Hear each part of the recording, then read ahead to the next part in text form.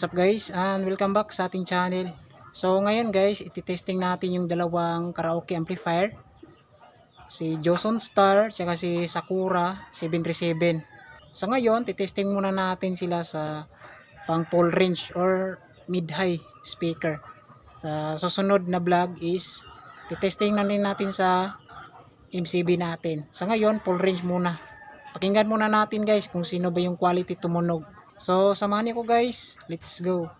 So ito guys, ito yung Joson Star, Joson 737. So last video na review natin yung dalawa, pinakita natin kung yung laman ng bawat isa. So ngayon, titesting natin sa full range kung sino ba sa dalawa yung quality. Syempre yung maganda yung tunog. So dito guys, sa pagtesting natin ngayon, isang output lang yung gagamitin natin. It is gagamit tayo sa right or left, isang speaker lang kada amplifier. Tapos itong si Joson Star mga guys, si dito meron siyang master volume na music tsaka microphone. So dito guys, ipo-pull ko ito kasi master volume niya to. So dito lang tayo mag-adjust sa music volume. Tapos yung loudness niya, kasi meron siyang loudness, is pindutin natin to guys, naka-on po to yung loudness. Tapos yung balance, naka-gitna. Yung treble and bass, naka-gitna po siya. So dito naman sa Sakura, naka-balance na po siya. So yung bass and treble is ilagay ko muna sa gitna. Yan. So siset ko muna siya guys. So gagamit tayo dito ng flat screw na maliit. So kaganda dito kasi sa Sakura 77 is hindi magalaw ng mga bata kasi kailangan pa ng screw para maiba yung kaniyang settings. So siset ko muna guys sa gitna lang yung bass tsaka treble.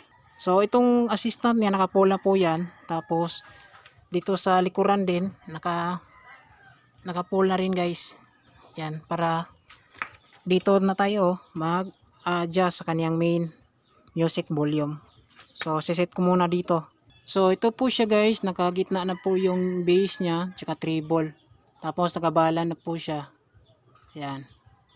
So sa likuran ng amplifier is ito, left tayo gagamit.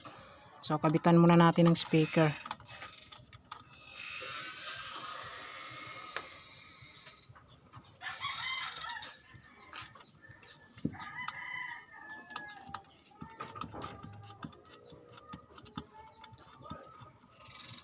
Yan. Dito sa Joson Star mga guys, pwede kayo gagamit ng speak-on type.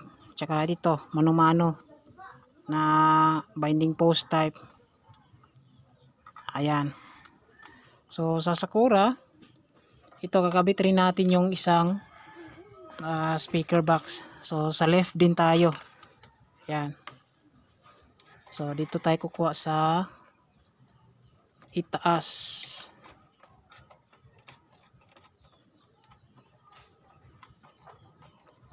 Yan. So bukas na tayo magde-demo sa MCB kasi parang aabutan na tayo ng gabi, medyo around 5 PM na. Yan. So bukas na natin i-demo silang dalawa loaded ng ating MCB 18. So sa ngayon, yung full range muna natin, which is ito yung speaker natin. Ito yung Joson Neo 12 natin. Tapos Broadway na 300 watts. Same lang po ito guys ng laman. Joson Neo 12 tsaka Broadway 300 watts. Yung watts ng ating Joson Neo is around 800 watts. Yan. Same lang po sila guys ng wattage. Ayan. Nakaset na po sila. So gagamit tayo ngayon ng RCE wire. Ito, which is 3.5 mm jack kasi cellphone lang yung gagamitin natin. Sa input guys, DVD tayo. Yan, DVD sa left kasi naka left output tayo. Same rin dito guys, left rin. So dito kukuha sa AUX kasi nakaset na yung input niya, hindi ma-select yung kanyang input. So left tsaka left input. Yan. So kahit saan po kayo maka-input guys, same lang po yan. Kasi dinadaan lang yan sa selector. So ito papunta na to sa cellphone natin. Sa isang cellphone natin guys. So ito guys, cellphone lang yung gamit natin. Bali yung volume ng ating cellphone is naka-full. So hindi na natin yan gagalawin once mag-testing na tayo. So plug in na natin yung dalawang amplifier. Yan. Sa Sakura.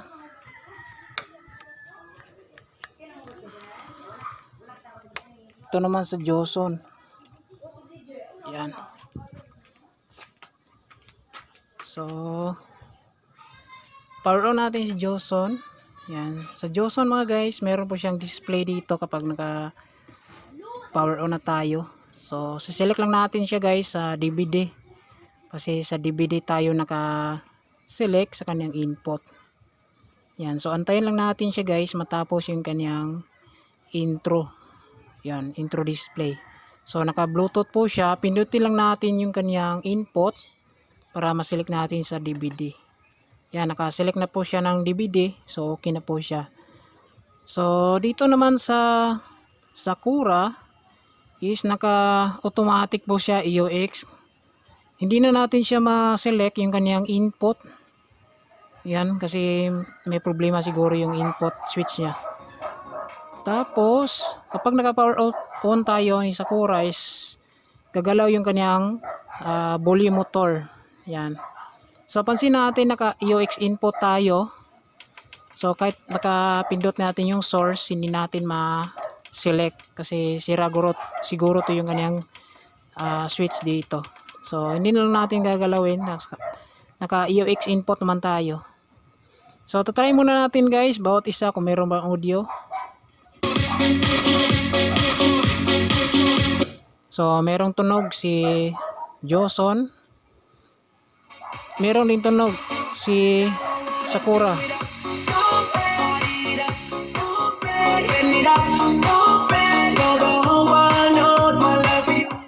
Yan.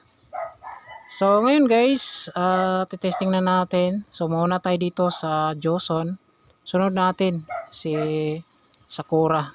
So hindi na natin galawin yung kanilang mga tone control kasi nakaselect po yan, naka half. Tapos dito naka half rin. Yan. Tapos dito sa master or sa likod, nakaset na po yan, pole. Yan. Naka-pole na po yan, pole. Yan. Yan. So, yan guys. Dito natin lagay. Para makita natin. So, hindi natin ikakat. Pakinggan na lang natin guys. So, mauna tayo kay Joson Star. Sunod natin si 77. So, makikita naman natin yung kaniyang volume. Merong arrow. Yan. So siguro depende na kung malakas. Lagay natin sa half volume or pinaan natin yung hindi na natin pinaan, i-half volume na lang natin per amplifier.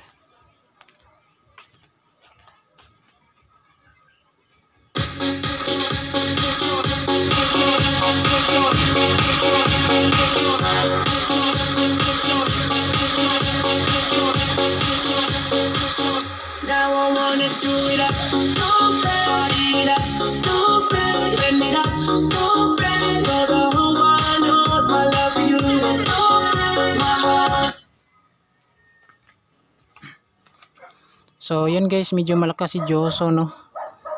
Tapos yung gagawin natin, painaan natin yung cellphone muna para maka-select tayo sa volume gitna. So lagay ko lang sa 60% yung volume ng cellphone.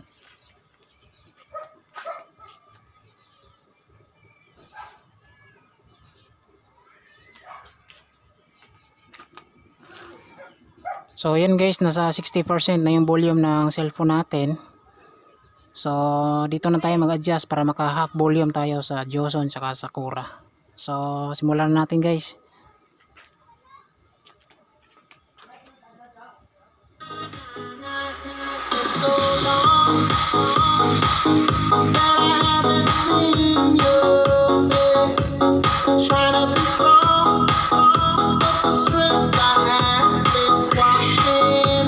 So nasa gitna yung volume niya guys.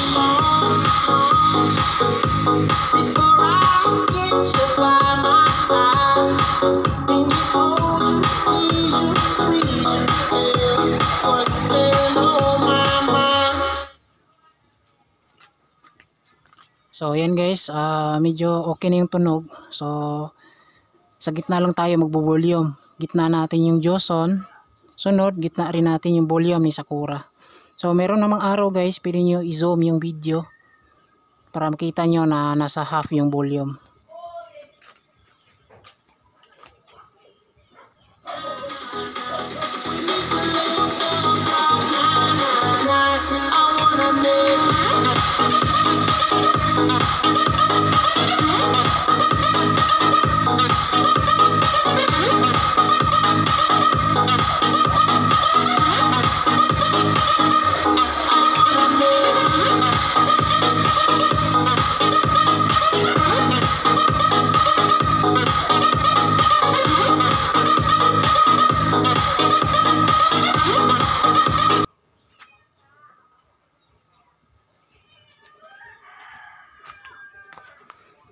So yan guys, yan yung tunog ni Joson Star. So sunod na natin si Joson 737, si Sakura. So susunod na natin guys si Sakura 737.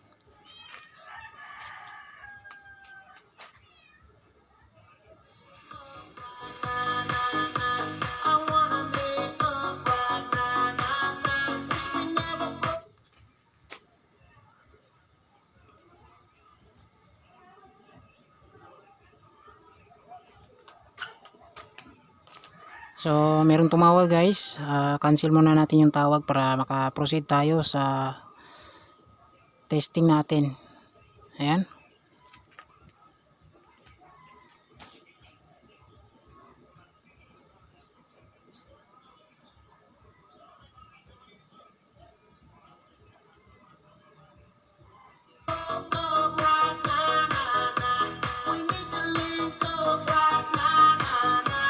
So yan yung tunog guys ng Sakura.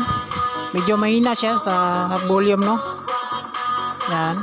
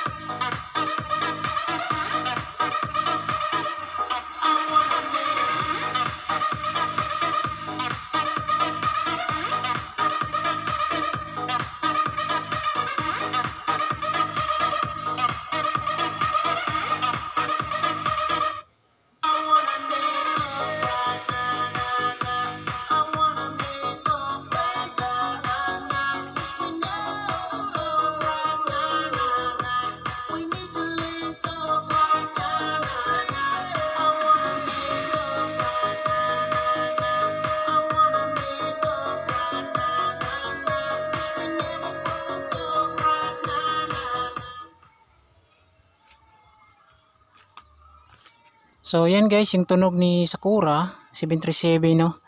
Medyo mahina siya. Tapos malakas si Joson. Malakas siguro yung preamp ni Joson kaya siya malakas yung tunog niya kahit nasa half volume lang. Ayan.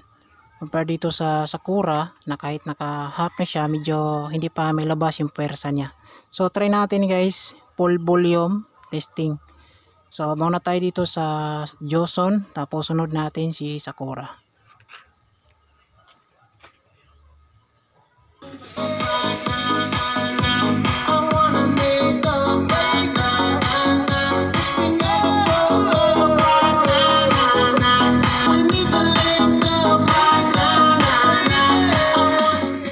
Compare dito sa Sakura, kahit naka-half. Yan. Yung kanyang assistant dito dyan guys, naka-full na po yan.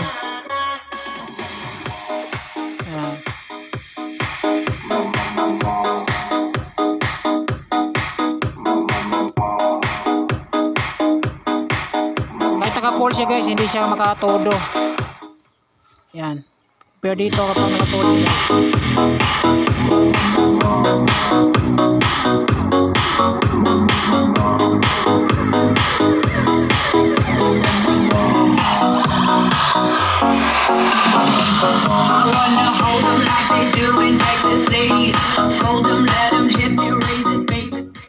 Yan.